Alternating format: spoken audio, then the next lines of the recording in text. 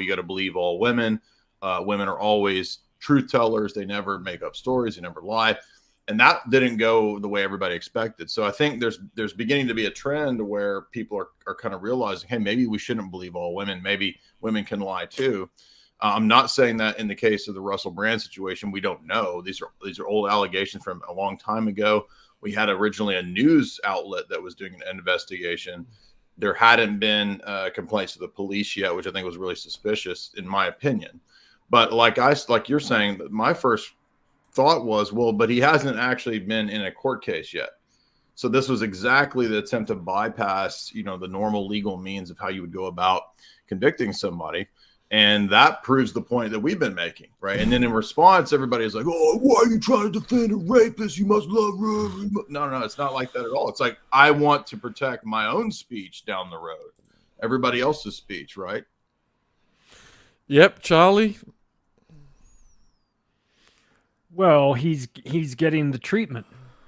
This is what you get when you talk about the, I think we talked about this last week. You want to talk about Bigfoot? You want to talk about interdimensional aliens? You want to talk about Elvis eating ding-dongs at a grocery store? All day long. All day long. There's no problems with misinformation, disinformation, or any of that stuff. But the minute you start talking about the truth, the actual truth, the real truth, then all of a sudden we've got to drag up allegations from 20 years ago. We've got to throw this back in your face. This is what they do, not because he's guilty. Maybe he is. Maybe this is part of some elaborate scheme that he's devised 20 years in the making to protect himself, as I have heard suggested, which is preposterous, right? Or maybe the powers that be don't appreciate an articulate, very reasonable, very logical guy with a massive platform talking about the things that they're doing that they don't want you to know about. Have we considered that, right? So again, look at Julian Assange. Different sort of case, but they threw the R word at him. No evidence. It doesn't matter if there's evidence. It doesn't matter. It is a show trial for your integrity. You are put on trial and tried in the court of public opinion. And as Jay said, guilty until found guilty, right? It doesn't even matter if they get to the end, if there is some sort of trial, which there won't be, but if there were some trial and he were found not guilty, in a Johnny Depp sort of way, or it came out that the story was completely different than what had been reported. Will there be any apologies from the media? No. Will there be any? It'll just be on to the next. If they, it maybe mistakes were made, as Rumsfeld would say. Maybe. More than likely, they won't even say that. They'll just be on to the next thing as they destroy. But this is exactly what happens when you talk about the things that they don't want you to talk about. They will try to, if they can't shut you up by proving that you're lying about those things, i.e. the what's going on in big pharma, what's going on with the banking system, what's going on in our government, what's going on in Ukraine. If they can't prove that you're lying about those things, because he's not, then they just discredit you. They just try to tarnish your reputation. This is not even a very complicated playbook, but when it happens, the general public act like goldfish. Like this is the first time they've ever considered that this might, oh, how dare you? You think they would drag this out? They're talking about, these are serious allegations. They would never make that up. Really? They wouldn't make that up? Can I show you a dozen examples where they've made it up in the past? I mean, how many times do you need to see this? But the public is so demoralized. I'm working on an episode about Yuri Bezmenov, talking about demoralization, and part of it comes into play with regard to the media, where they build up false heroes and then they destroy them. And part of this is to take your soul and say, I can't even believe anything anymore, man. I don't know what's going on. I used to think Russell Brand was cool. I used to think he was nice. He was in Get Him to the Greek. He was fantastic in that movie. I saw his stand-up. Live in Las Vegas. You mean to tell me that, oh, well, what am I going to, I can't believe anything anymore. If Russell Brand is a bad guy who's doing all this stuff, then there's no hope for anybody. Gotcha, right? This is all part of a much bigger plan. Yeah, when the Assange thing happened and I stood up for him, my girlfriend was mad at me. My sister was mad at me. My parents were mad at me. It was like I was challenging women's rights and siding with an R-word person. And that all got dropped in 2019, and it's proven it's been BS. So there's so many parallels with Assange here. And Jay, I want to ask you, what is an intelligence agency operation, a moral outrage campaign? What's that about? Yeah, that's a great question. I think if you look back to Mockingbird, I've been diving into that pretty deep lately. There's a good book by Wilson called The Mighty Wurlitzer, and this was how the CIA really controlled the media during the Cold War period. The argument from their side was, well, we've got to control the narrative and 400 plus journalists throughout the world, or else the Soviets, the commies, can take over the airwaves, and they'll influence everybody with their disinformation. And that included not just bribing, but it also in some cases included blackmailing people in the media. So the control of the media throughout that period was extensive. And it was everything you could think of. It was, can we just buy this journalist off, or this media person, or this TV presenter? Could we just play on their patriotism and get them to do it out of pure, jingoism?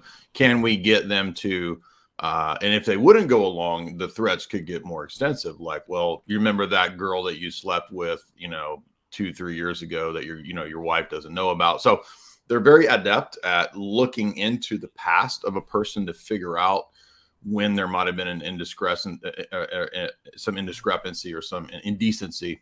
And they will actually approach people in people's past and get them to go along with it. So I don't know if that's the case here, but it is. It does have all those same similarities. It also makes me think of the Kavanaugh situation when Trump suggested Kavanaugh be appointed.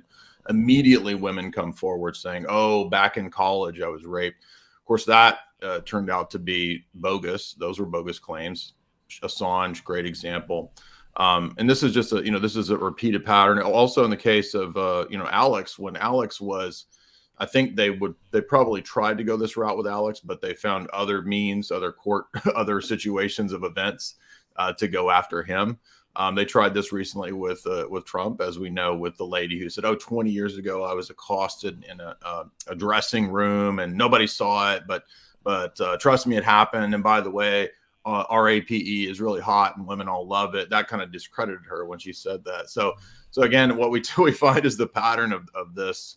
Very suspicious, very reminiscent of the whole, I don't want to use these terms on YouTube, but you know what I mean, where we have previous people who came out famously in the news and had big trials, and their whole operation, as everybody knows, was about blackmailing powerful people.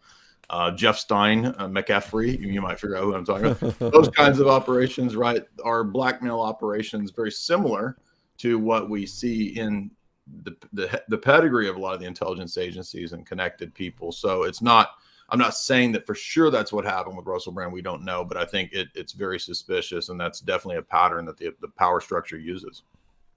So Charlie, when Dame Caroline Dinenage wrote this letter to Rumble, did you read Rumble's response, and what are your thoughts? I did read Rumble's response, and then I immediately signed up on Rumble. Look, this is dirty tricks. This is how you do it. This is nice flower shop you have there. It'd be a shame if something bad happened to it. This is what Elon Musk got the treatment. This is what the ADL does. This is what the Center for Countering Digital Hate does. This is, hey, we can't make you shut up. But what we can do is we can go after your revenue streams and then they will make it so hard on you that you either have to comply or you have to find new sponsors or you have to put out all these fires. Whatever it is, we're going to keep you busy doing anything other than running your platform. You want to give a home to somebody like Russell Brand, then we're going to make sure that we reach out to all of the sponsors and say, you sure you want to advertise on a platform that would house somebody as awful as Russell Brand? It's like, oh, really? Did he have a trial? Did I miss the trial? I didn't see the trial. I didn't see him get arrested. What was he charged with again? Oh, nothing? So you want me to throw this guy off that I have a legal contract with, who's doing really well for my company? You want me to throw him off because you don't like what he's saying in another country, and then you're going to threaten me with the Ofcom stuff. You're going to threaten me to pull my charter. You're going to threaten to go after my sponsors. Boy, if I didn't know any better, this sounds like what the mafia does. So who are we talking? So who's the good guy here?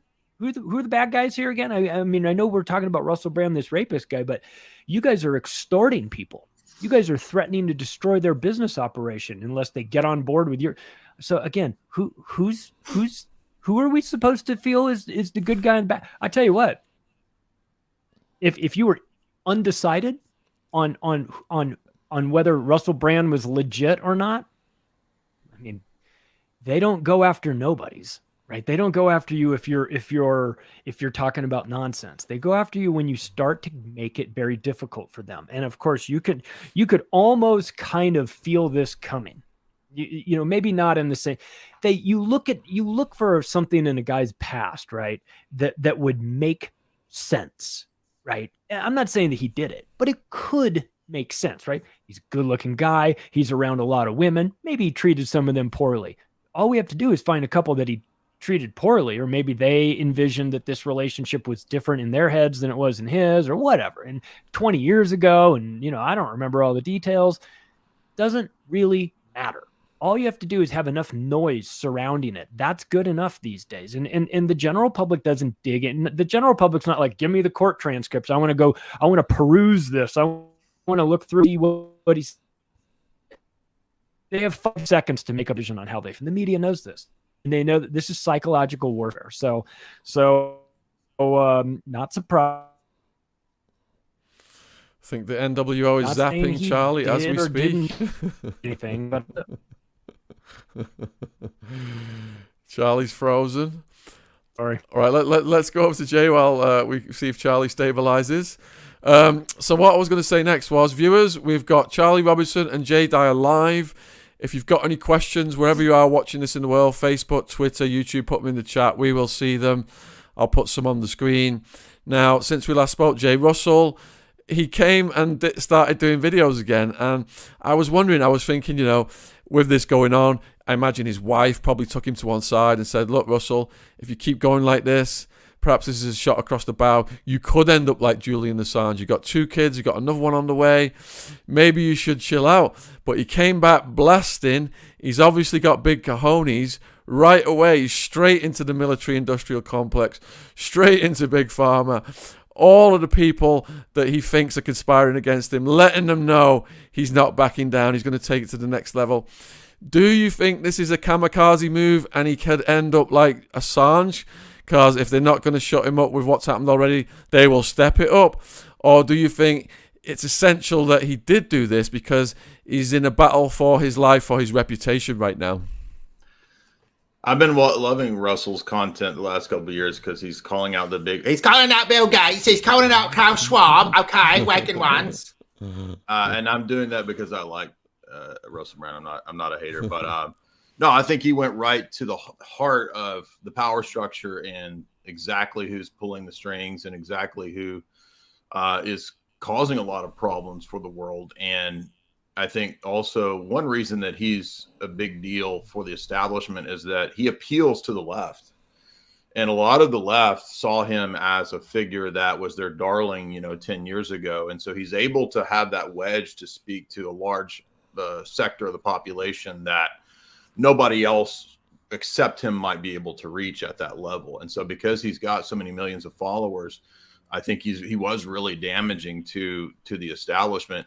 And then everybody wants to immediately debate people's motives. Well, but what if he did do bad stuff in the past? Well, that doesn't mean he has bad motives right now. He could have good motives now. Maybe he did. Maybe he didn't do something bad in the past.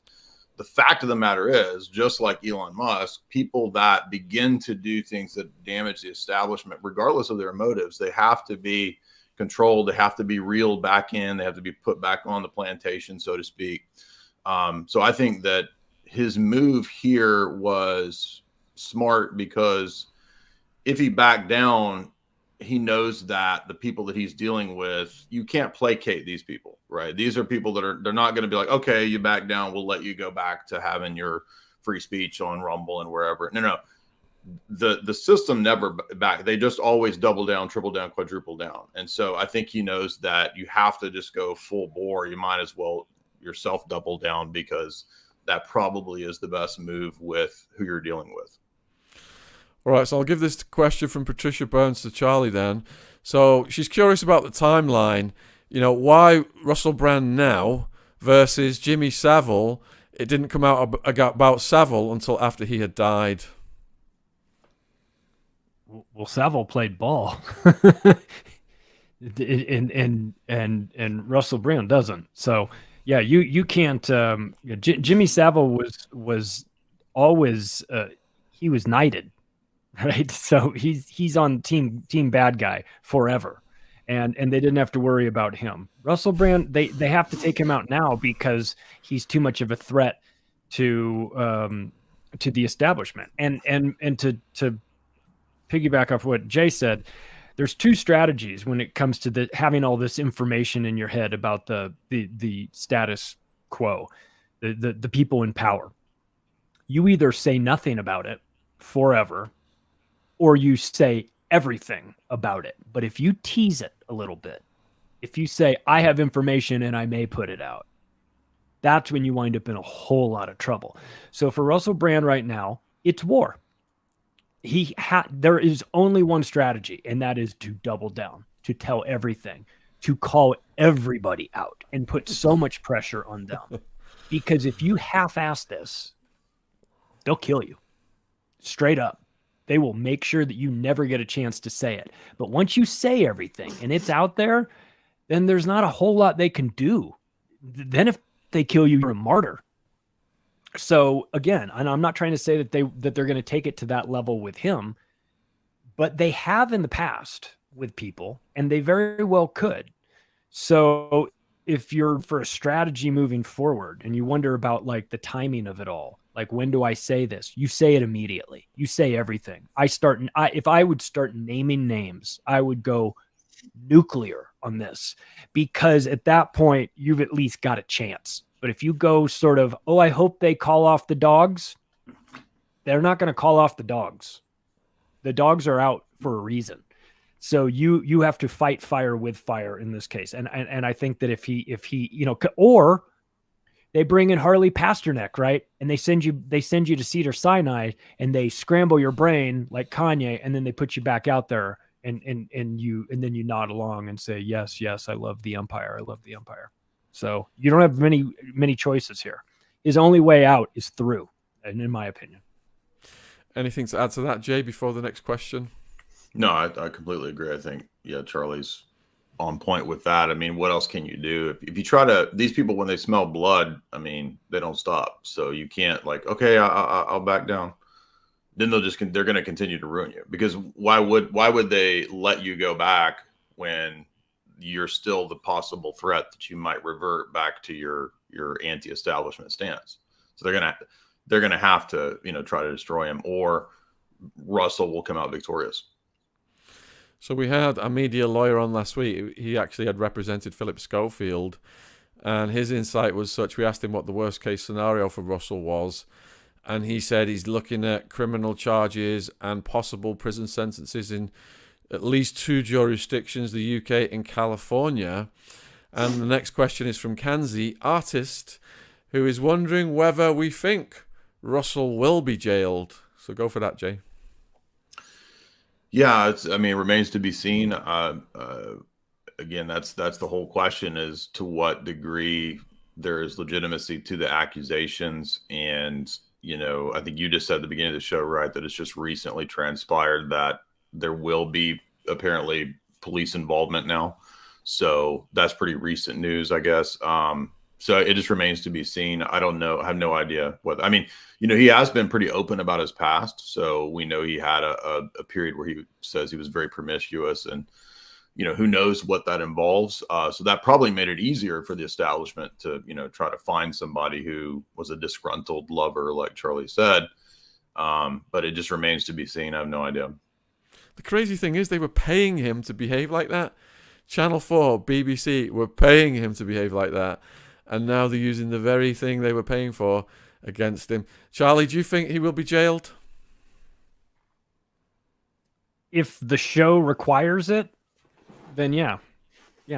I mean, it's not like there's going to be real evidence, right? That this is all going to be, an email, a voicemail, something taken totally out of context. I anything is possible at this point. Yeah, for sure. It's not because there's actually a case here. We've watched plenty of cases where it doesn't require a ton of evidence to get these people into a courtroom. They can just as easily pay somebody to lie on the stand as they can to lie to the media.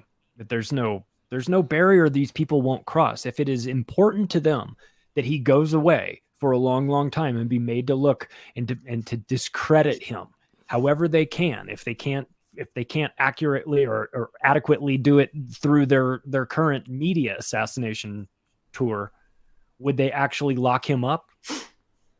For sure, if they could. And I suspect that at some point they may try. So this is why I think that you've got to fire. You've got to fire now. If you're going to fight this media, you're going to defend your reputation against the.